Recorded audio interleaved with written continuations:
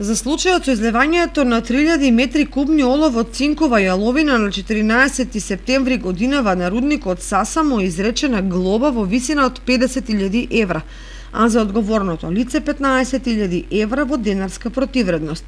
Еколошката катастрофа со ваква казна ја одмерија и санкционираа Државниот инспекторат и Министерството за животна средина, иако максимална предизвикана казна за најтешките прекршоци од оваа област изнесуваат 100.000 евра. Преполовената казна од максималната е нелогична од причина што за неполни 2 децении ова е втор пат рудникот Саса да ја загадува Каменичка река и околината со излевање на јаловиштето, што секако е отежнителна околност.